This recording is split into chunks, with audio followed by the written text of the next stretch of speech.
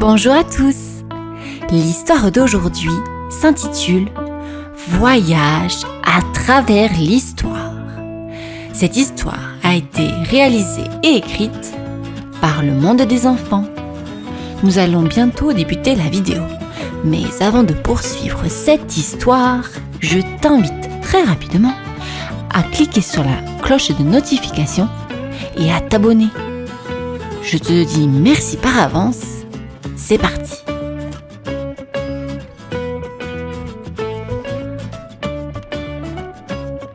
Voyage à travers l'histoire.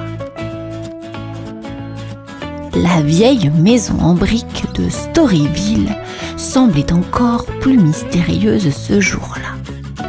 Mia, Ben, Emma et Lucas, 4 amis inséparables, étaient en train d'explorer le grenier poussiéreux. Lucas découvrit un vieux livre relié en cuir sous un tas de vieux vêtements. Mia s'exclama. « Regardez ce livre, il a l'air vraiment ancien !» Elle le prit dans ses mains et souffla la poussière qui l'enveloppait. Les pages jaunies semblaient prêtes à se désintégrer. Ben observa attentivement le livre et demanda : « Tu crois que c'est un grimoire magique ?» Lucas rit. « Probablement pas, Ben. Ça ressemble à un vieux bouquin poussiéreux. » Emma, curieuse comme toujours, dit : « Peut-être qu'il y a quelque chose à l'intérieur. » Elle ouvrit le livre délicatement. Les pages se mirent à briller d'une lumière mystérieuse et les 4 amis se retrouvèrent soudainement projetés dans un tout autre monde, sans savoir ce qui les attendait. Les enfants atterrirent brusquement dans un paysage préhistorique. Des fougères géantes s'élevaient autour d'eux et un énorme brachiosaure les dépassait de loin. Mia, les yeux écarquillés, balbutia. « Mais on dirait que nous sommes à l'époque des dinosaures !» Ben, toujours aventureux, s'exclama. « C'est incroyable! Regardez ça! Des vrais dinosaures !» Emma, prudente, dit : « Restons calmes, nous ne savons pas ce qui nous attend par ici. » Soudain, un petit dinosaure à plumes vint vers eux. Il ressemblait à un vélociraptor, mais plus amical. Il poussa des petits cris et les enfants eurent l'impression qu'il essayait de communiquer. Lucas, en inclinant la tête, dit : « Je crois qu'on doit le suivre. » Ils suivirent le dinosaure à travers une jungle préhistorique, découvrant un monde fascinant rempli de créatures gigantesques et de plantes exotiques. Leur aventure commençait à peine et ils ne savaient pas encore où les mènerait cette époque pleine de mystères. Après avoir tourné une autre page, les amis se retrouvèrent sous un ciel étoilé au bord du Nil à l'époque de l'Égypte ancienne. Ben, émerveillé, dit : « Nous sommes en Égypte. Regardez les pyramides !» Mia observa les gens habillés en tuniques et chapeaux coniques. « C'est comme si nous étions dans un film historique. » Emma remarqua un groupe d'enfants qui écrivaient sur des tablettes d'argile. « Regardez, ils sont en train d'écrire en hiéroglyphes. » Un jeune garçon égyptien s'approcha d'eux, souriant. Il parla dans une langue qu'ils ne comprenaient pas, mais avec des gestes, il leur montra comment dessiner des hiéroglyphes sur de l'argile. Lucas, en train de sculpter une figurine, demanda : Comment font-ils ça sans stylo ni crayon ? Le jeune Égyptien expliqua. Nous utilisons des roseaux taillés comme des pinceaux. C'est ainsi que nous écrivons depuis des millénaires.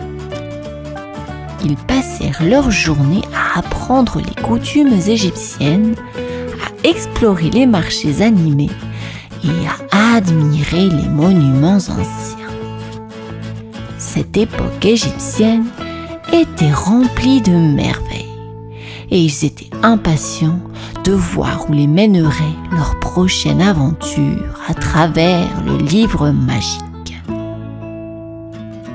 Hop, ils tournèrent une autre page. Le tourbillon magique les emporta à nouveau, les déposant dans une place pavée entourée de bâtiments ornés de statues et de fresques. Les costumes colorés de la Renaissance italienne étaient partout. Ben, ébloui, dit « C'est comme si nous étions dans un tableau de Léonard de Vinci. » Mia pointa vers un jeune artiste qui travaillait sur une toile. « Regardez, cet homme peint comme un maître !»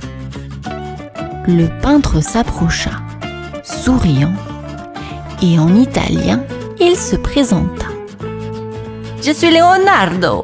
Vous êtes les bienvenus dans notre Florence artistique. » Emma, fascinée, demanda. « Pouvez-vous nous apprendre à peindre comme vous ?» Leonardo hocha la tête et avec des gestes habiles, il leur montra comment mélanger les couleurs, comment tracer des lignes douces et comment capturer la beauté de la nature. Lucas, en train de peindre un paysage, s'exclama. « C'est incroyable! Nous sommes en train d'apprendre à peindre de l'un des plus grands artistes de tous les temps !» Ils passèrent des jours à créer des chefs-d'œuvre, à explorer les galeries d'art et à s'immerger dans la créativité de la Renaissance. Chaque moment était une découverte et le livre magique continuait de les surprendre avec de nouveaux mondes à explorer. La prochaine page du livre magique les propulsa dans une scène chaotique. Ils se trouvaient au milieu d'une ville minière en pleine effervescence. Des hommes barbus en salopette s'affairaient partout, tandis que des chariots transportaient des blocs de roche. Mia, étonnée, s'écria. « On dirait que nous sommes au temps de la ruée vers l'or !» Ben, levant une pépite d'or, dit « Regardez ce que j'ai trouvé !» Emma remarqua un groupe d'hommes assis autour d'un feu de camp. « Ils ont l'air épuisés. Demandons-leur ce qui se passe. » Lucas s'approcha et dit « Salut, nous sommes de passage. Que se passe-t-il ici ?» Un homme barbu leur expliqua avec un accent robuste.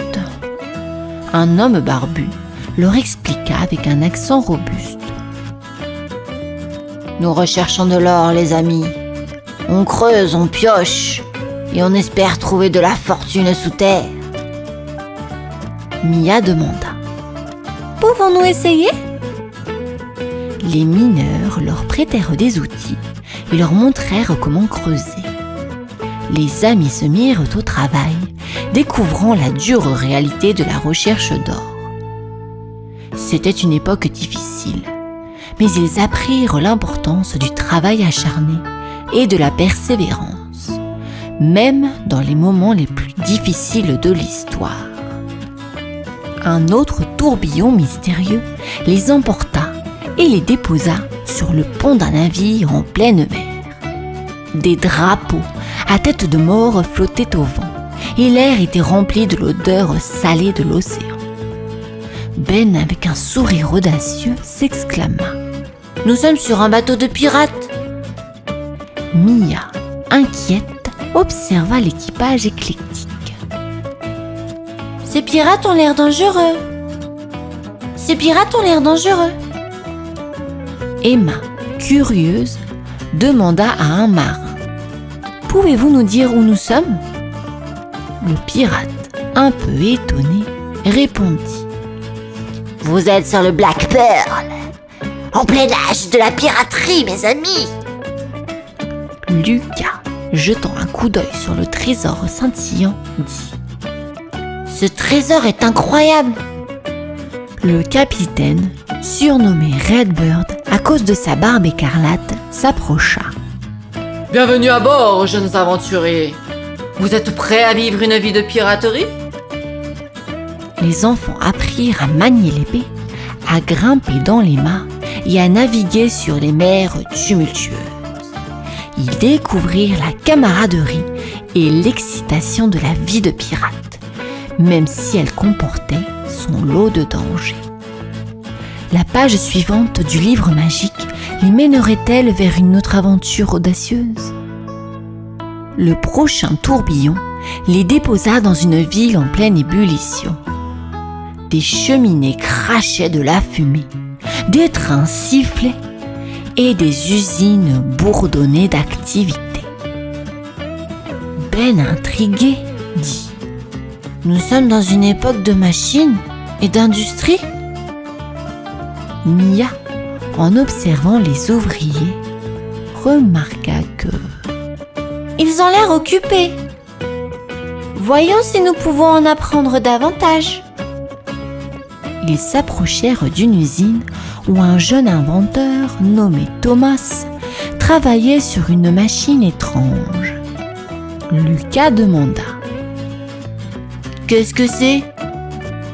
Thomas, enthousiaste, répondit « C'est une machine à vapeur. Elle va révolutionner le monde. Permettez-moi de vous montrer comment elle fonctionne. » Emma, fascinée par les engrenages et les courroies, dit « C'est incroyable, toutes ces machines !» Thomas les emmena dans une visite de l'usine où ils découvrirent comment les inventions de l'époque transformaient la société. L'ère industrielle était un mélange de progrès passionnants et de défis à relever, et les amis étaient ravis de faire partie de cette époque unique. Où les emmènerait le livre magique ensuite ? Le tourbillon magique les transporta une fois de plus, et cette fois-ci, ils se retrouvèrent dans un endroit très différent. Autour d'eux, des engins spatiaux s'élevaient vers les étoiles, et la Terre semblait une petite boule bleue dans l'immensité de l'espace. Ben, émerveillé, dit « Nous sommes dans l'ère spatiale !» Mia, en regardant les astronautes s'entraîner, s'exclama « Regardez-les, ils vont dans l'espace !» Emma, curieuse, demanda à un astronaute une combinaison spatiale. « Comment faites-vous pour vivre dans l'espace ?» L'astronaute, flottant légèrement, répondit « C'est tout un défi. Nous nous entraînons dur pour cela. Venez, je vais vous montrer comment fonctionne la gravité zéro. » Lucas, en train de flotter dans la cabine, dit « C'est incroyable, nous sommes sur le point de quitter la Terre. » Ils assistèrent à un décollage de fusée et à des expériences en apesanteur. L'exploration spatiale était un mélange d'excitation et de défis scientifiques, et les amis étaient impatients de voir ce que leur réservait la prochaine page du livre magique. Le voyage à travers le livre magique les ramena doucement à leur époque d'origine. Ils se retrouvèrent dans la chambre de Mia, entourés de poussière de voyage dans le temps. Mia, en touchant la poussière qui flottait dans l'air, dit « Nous sommes de retour chez nous !» Ben, regardant autour de lui, ajouta « Nous avons tellement appris durant notre voyage, Emma, en souriant, dit « Chaque époque était unique et nous avons rencontré des personnes incroyables. » Lucas, en regardant le livre magique, s'exclama « Ce livre nous a offert des aventures inoubliables. » Ils s'installèrent sur le sol de la chambre, se remémorant leur voyage à travers le temps. Chaque époque avait été une expérience unique, une fenêtre sur le passé et le futur. Le livre magique reposait désormais à côté d'eux, prêt à les emmener dans de nouvelles aventures quand ils le souhaiteraient. Les 4 amis se sont réunis autour du livre magique dans la chambre de Mia, l'air pensif. Ben, en regardant le livre, s'exprima. « Ces aventures étaient incroyables, mais que faisons-nous maintenant ?» Mia lui répondit. « Le livre est toujours là. Nous pourrions continuer à voyager dans le temps. » Emma ajouta. « Mais nous avons aussi beaucoup appris sur notre propre époque. » Lucas, en caressant le livre, dit « Peut-être que nous devrions garder le livre en sécurité pour l'instant, pour ne pas perturber davantage l'histoire. » Ils décidèrent ensemble de ranger le livre dans un endroit sûr, sachant qu'il était une porte vers d'infinies aventures temporelles.